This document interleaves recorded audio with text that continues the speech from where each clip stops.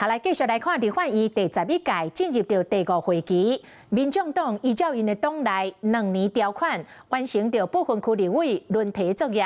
6个新任的立委今仔日伫立法院宣誓就职。其中，中国配偶李清秀将做咱的国会第一个有中配身份的立法委员。李清秀接受访问，只是无小心讲唔对话，讲伊只有中华人民共和国的国籍，不过马上就改嘴了，讲伊只有中华民国的护照。检小举手宣读誓言。民众党新任不分区立委的就职典礼，其中李清秀是历史上头一个有中配身份的立委，因为国籍的问题引发争议。昨天我的办公室收到内政部的公文，同时他还附了一份简体的公文。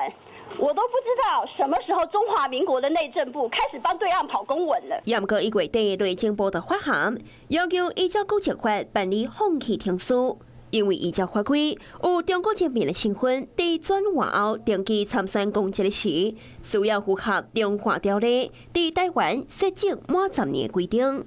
假使若要选立委，应该在就职前办理放弃。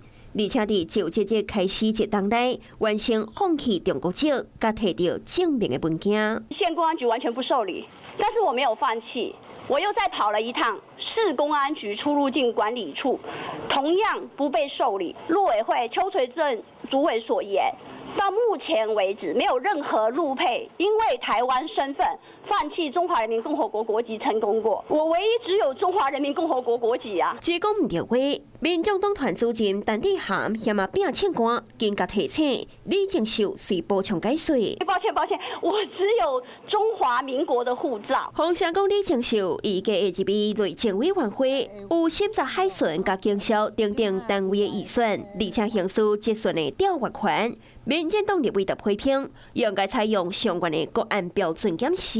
每一个委员会都会有机密资料，就算我在内政委员会，我一样可以去别的部会索资，所以请大家不要误会了，也不要被民众党误导。碍于法理嘛，好的关系，这件事情本来就很难处理，倒是内政部自己变成这个公安局的小弟，帮这个共产党跑公文。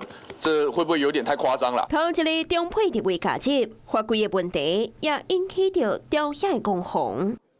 Hello， 我是张新文，想要抢先掌握最及时的新闻资讯吗？赶快订阅、按赞、开启小铃铛，锁定华视新闻 YouTube 频道。